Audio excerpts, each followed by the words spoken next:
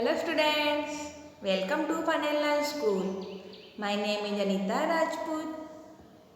तो बच्चों कैसे हो सब? अच्छे हो? वीडियो देखते हो? वीडियो को लाइक करते हो बेटा? वीडियो को लाइक भी करना है और कमेंट बॉक्स में अपना नाम भी लिखना है ना? तो बच्चों आपने आगे वाला वीडियो देखा? सब वीडियो देखते हो ना? हाँ ओके। तो हमने चैप्टर 1 तो आगे वाले लेक्चर में पढ़ा था ना हमारे, तो आगे वाले वीडियो में देखा था। और आज हम चैप्टर 2 पढ़ने वाले हैं। तो चैप्टर 2 का नाम क्या है? जैसा सवाल वैसा जवाब। हम जैसा सवाल करते हैं ऐसा ही हमको जवाब मिलता है, मतलब ऐसा ही हमको उसका उत्तर मिलता है। जैसा हम प्रश्न करेंगे ऐसा ही हमको उत्तर भी मिलेगा। तो हमारा पाठ भी ऐसा ही है कि जैसा सवाल वैसा जवाब। तो बच्चों ये क्या है? एक कहानी जैसा ही है। आज ये कहानी है, मान लो कि हमको सीख मिलती है, शिक्षा मिलती है कि हम जैसे सामने वाले को प्रश्न करेंगे, उल्टा प्रश्न पूछेगा तो हमको उल्टा उत्तर मिलेगा। हम सही प्रश्न करेंगे तो सही उसका उत्तर मिल जाएगा, है ना। जैसे ही यहाँ पर भी बादशाह अकबर के बारे में बताया गया है कि बादशाह अकबर अपने मंत्री बीरबल को बहुत पसंद करते थे। क्यों? बीरबल है ना बहुत दिमाग वाला था, उसमें बहुत बुद्धि थी। उसको किसी भी तरह का प्रश्न किया जाए ना वो तुरंत उत्तर दे देता था। उसको सब तरह के प्रश्न का उत्तर आते थे।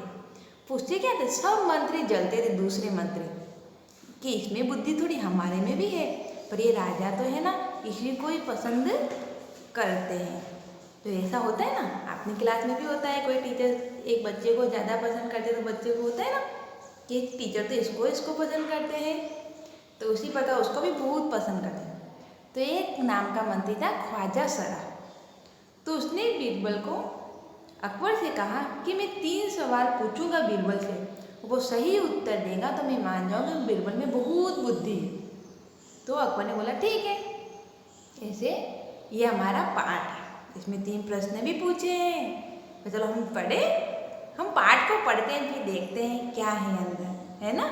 बहुत इंटरेस्टिंग, आपको बहुत मजा आएगा। तो चलो आंखें खोलो, अपने कान खुले कर दो, चलो हम रीड करते हैं। आप रेडी हो? ओके चलो बच्चों, ये हमारा पाठ है, जैसा सवाल वैसा जवाब। तो ओके हम रीड करें, रीड करते फिर देखते हैं आगे क्या आता है। तो बच्चों आपको भी मेरे साथ शब्द बोलना है ना। तो देखो हम देखते हैं। बादशाह अकबर अपने मंत्री बीरबल को बहुत पसंद करते थे। कौन? अकबर। किसको पसंद करते थे? बीरबल को। क्यों? तो देखो बीरबल की बुद्धि के आगे बड़े बड़ों की भी कुछ नहीं चल पाते थे। इसी कारण कुछ दरबारी बीरबल से जलते थे। क्यों जलते थे? वे बीरबल की मुसीबत को क्या कह रहा है? वे बीरबल को मुसीबत में फंसाने के तरीके सोचते रहते थे, उसको परेशान करने के लिए तरीके ढूंढते रहते थे। फिर देखो एक बार अकबर के एक खास दरबारी, क्या ना, अकबर का एक खास दरबारी था, तो उसके बारे में बताया गया है। तो दरबारी क्या नाम था उसका? ख्वाजा सरा को। ख्वाजा सरा को अपनी विद्या और बुद्धि पर बहुत अभिमान था। किसको? ख्वाजा सरा को तो बहुत अभिमान था कि मेरा जैसा कोई है ही नहीं। बीरबल को तो वे अपने सामने नीरा बालक और मूर्ख समझते थे। उसको तो बहुत मूर्ख समझते थे। कौन? फिर बुद्धि पर बड़ा बहुत अभिमान था। बीरबल को तो अपने सामने क्या नीरा बालक को मूर्ख समझते थे, लेकिन अपने ही मानने से तो कुछ नहीं होता। दरबार में बीरबल की ही तूती बोलते हो। ख्वाजा सराय की बात ऐसी लगती जैसे नकार खाने में तूती की आवाज़। तूती मतलब बीरबल की ही सब बातें मानते थे, वो जो भी बोलता है सब उसको सही मान लेते थे। पर ख्वाजा सराय की बात नकार खाने में तूती की आवाज़, मतलब नकार खाने में तूती की आवाज़ का अर्थ कि उसकी कोई सुनता ही नहीं था। ख्वाजा सराय की चलती तो वे बीरबल को हिंदुस्तान से निकलवा देते, लेकिन निकलवाते कैसे? क्या ख्वाजा सराय का चलता, बस उनका चलता, तो क्या करते? बीरबल को वहाँ से हिंदुस्तान से ही निकाल देते। फिर आगे कहा गया है, एक दिन ख्वाजा ने बीरबल को मूर्ख साबित करने के लिए बहुत सोच विचार कर कुछ मुश्किल प्रश्न सोच लिए। ख्वाजा सरा ने क्या किया, बीरबल को मूर्ख बनाने के लिए तीन प्रश्न सोचे थे। उन्हें विश्वास था कि बादशाह के उन प्रश्नों को सुनकर बीरबल के कुछ छक्के छूट जाएंगे और वह लाख कोशिश करके भी संतोषजनक उत्तर नहीं दे पाएगा। फिर बादशाह मान लेगा कि ख्वाजा सरा के आगे बीरबल कुछ नहीं है। फिर देखो ख्वाजा सरा आगे कहा गया है, ख्वाजा सरा अचकन पगड़ी पहनकर दाढ़ी सहलाते हुए, मतलब दाढ़ी पर हाथ घुमाते हुए अकबर के पास पहुँचे और सिर झुकाकर बोले, बीरबल बड़ा बुद्धिमान बनता है, आप भी उसकी लंबी चौड़ी बातों के धोखे में आ जाते हो। क्या बोला कि ये बीरबल है ना बहुत बुद्धिमान बनता है और आप भी उसकी बातों में आ जाते हो। मैं चाहता हूँ कि आप मेरे 3 सवालों के जवाब पूछकर उसके दिमाग की गहराई नाप लें। कि मैं आपको 3 प्रश्न बताता हूँ, आप बीरबल को पूछो, वो सही उत्तर देगा तो मुझे पता चलेगा कि वो बहुत बहादुर है। उस नकली अक्ल बहादुर की कलई खुल जाएगी। उसका मतलब वो कितना बुद्धिमान है वो हमको पता चल जाएगा। फिर ख्वाजा के अनुरोध करने पर अकबर ने बीरबल को बुलाया और उनसे कहा, बीरबल परम ज्ञानी ख्वाजा सरा तुमसे 3 प्रश्न पूछना चाहते हैं, क्या तुम उनके उत्तर दे सकते हो? तो बीरबल को क्या कहा कि भाई तुझे ख्वाजा सरा 3 प्रश्न पूछेंगे, क्या तुम उत्तर दे सकते हो? तो बीरबल बोले, जहाँ पनाह जरूर दूंगा, खुशी से पूछो। उसको तो कोई टेंशन नहीं होती, क्यों, उसको तो सब उत्तर आते हैं। तो उसने क्या बोला कि मैं आराम से उत्तर दूंगा, पूछो जो प्रश्न मुझे पूछना है, मैं आराम से खुशी से उत्तर दूंगा। ख्वाजा साहब ने अपने 3 सवाल लिखकर बादशाह को दे दिए।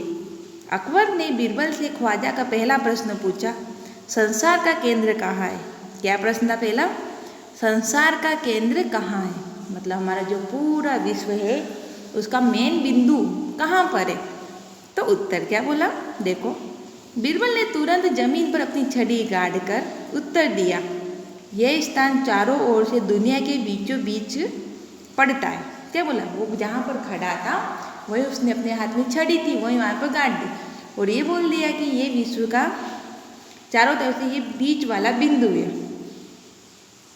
यदि ख्वाजा सरा को विश्वास न हो तो वे फीते से, मतलब स्केल होती है ना, सारी दुनिया को नाप कर दिखा दे।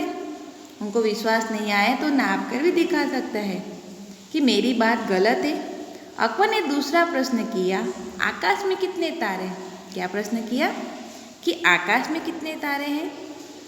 तो बीरबल ने एक भेड़ मंगवा कर कहा, इस भेड़ के शरीर में जितने बाल हैं उतने ही तारे आसमान में हैं। भेड़ के बाल कितने सारे होते हैं, कोई गिन सकता है? नहीं गिन सकता। तो उसने क्या बोला कि इस भेड़ में जितने बाल हैं इतने ही इस आसमान में इतने तारे हैं। ख्वाजा साहब को इसमें संदेह हो तो वे बालों को गिनकर तारों की संख्या से तुलना कर सकते हैं। अब अकबर ने तीसरा सवाल किया, संसार की आबादी कितनी है, मतलब संसार में कितनी जनसंख्या है?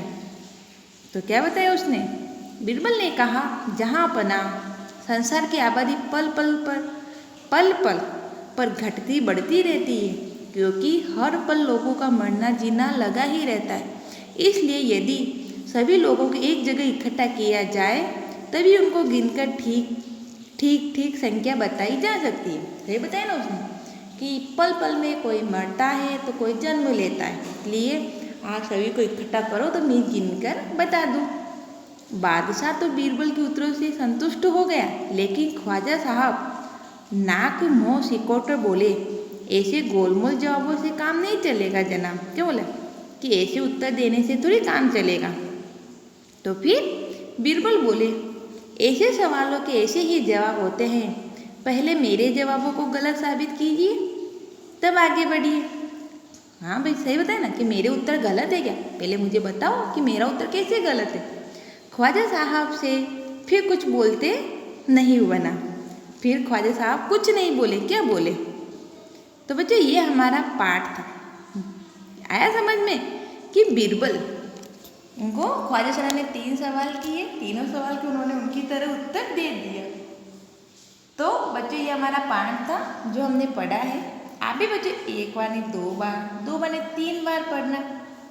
और पढ़ने के बाद में हमारा जो पहला पेज था, पेज नंबर 7, वो अपनी हिंदी की नोटबुक में लिखना।